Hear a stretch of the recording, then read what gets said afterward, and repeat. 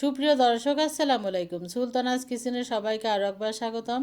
আমি আজকে আরও একটি ছোট রেসিপি নিয়ে হাজির হয়ে গেলাম। আমি তৈরি করেছি লাউয়ের খোসা দিয়ে রেসিপি।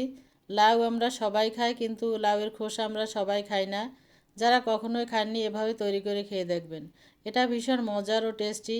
আশা রাখি এই রেসিপি আপনাদের সবার কাছে ভীষণ ভালো লাগবে। যাদের কাছে ভালো লাগবে একটা লাইক দিবেন, সবার সাথে শেয়ার করে দিবেন। পাশে থাকা বেল বাটনটি ক্লিক করে দেবেন, তাহলে আমি যখন কোনো নতুন ভিডিও আপলোড দেবো সবার আগে আপনার কাছে পৌঁছে যাবে।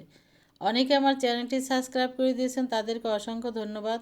যারা এখন আমার চ্যানেলটি সাবস্ক্রাইব করে দিননি, তাদের কাছে অনুরোধ থাকবে আমার চ্যানেলটি সাবস্ক্রাইব করে দিয়ে আমাকে সাপোর্ট করার জন্য।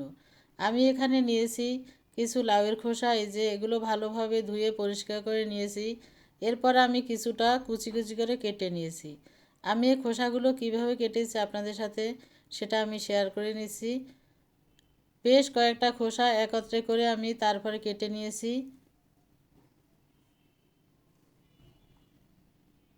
এখানে আমি আরও নিয়েছি ছোট ছোট দুইটা আলু, খোসা ছাড়িয়ে কুচি কুচি করে কেটে নিয়েছি। এই যে 4-5টা লাউয়ের খোসা একসাথে করে এরকম একটা ছুরি দিয়ে কুচি কুচি করে কেটে নিয়েছি। এটা বটি দিয়েও করা যায়, যার যেভাবে ভালো লাগে সেভাবে করে নেবেন।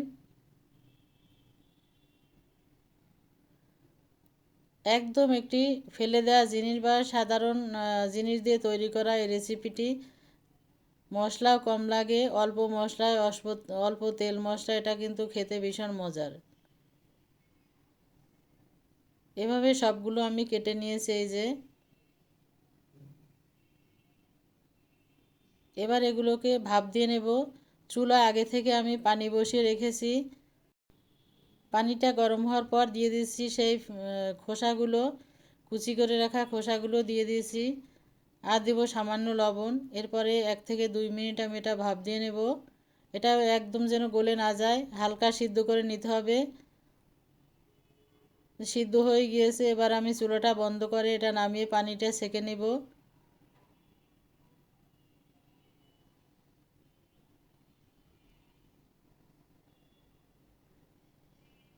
পানিটা সেঁকে নিয়েছি। চুলা আমি আর একটা কড়াই বসিয়ে দিয়েছি, তাতে দিয়ে দিচ্ছি ভাজার জন্য তেল। রান্নার তেল গরম হওয়ার পর এখানে আমি 1 কাপ কুচানো পেঁয়াজ দিয়েছি। যে কোনো ভাজায় পেঁয়াজটা বেশি দিলে ভালো লাগে খেতে। পেঁয়াজ 1 থেকে 1.5 মিনিট ভাজার পর এখন দিয়ে দেবো আমি এখানে কুচি করে রেখেছিলাম যে আলু, সে আলু, আর দিয়েছি সামান্য লবণ। এবার একসাথে পেঁয়াজ এবং আলু ভেজে নেব। সামান্য হলুদের গুঁড়ো দিয়ে দিচ্ছি। এখানে মশলাপাতি কম লাগে, খুবই কম। 1 থেকে 2 মিনিট ভাজার পর আমি এখানে দিয়ে দেবো সেই ভাপ দিয়ে নিয়েছিলাম যে লাউয়ের খোসা, সেই লাউয়ের খোসাগুলো দিয়ে দিচ্ছি।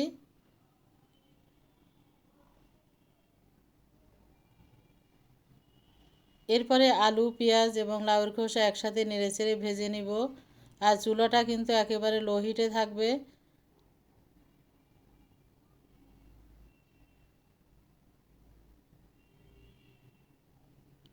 হাই হিটে করলে এটা পুড়ে পুড়ে যাবে, তখন দেখতেও ভালো লাগবে না, খেতেও ভালো লাগবে না। এখন দিয়ে দিচ্ছি 6 থেকে 7টা কাঁচামরিচ ফালি।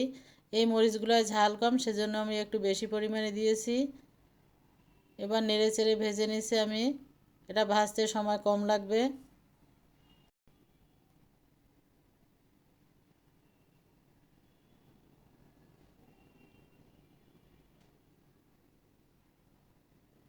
এই যে ভাজা হয়ে গেছে প্রায়।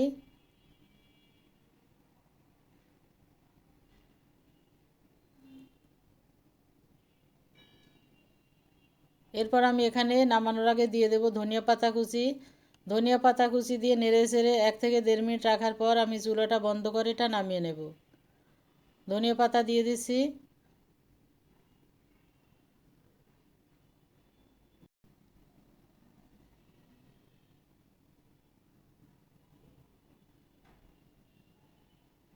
হয়ে গেছে ভেজে নেওয়া, চুলাটা বন্ধ করে দিব এখনই।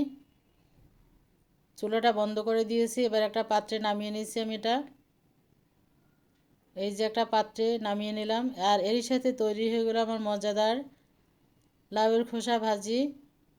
যদিও এটা একেবারে সাধারণ একটি খাবার, কিন্তু খেতে ভীষণ মজার ও টেস্টি হয়। আশা রাখি আপনাদের কাছেও ভালো লাগবে। এভাবে একবার তৈরি করে খেয়ে দেখবেন, অনেক বেশি মজা। ভালো থাকবেন, সুস্থ থাকবেন, ইনশাল্লাহ কথা হবে আবার অন্য কোনো রেসিপি নিয়ে। আজ তাহলে এ পর্যন্তই, আল্লাহ হাফেজ।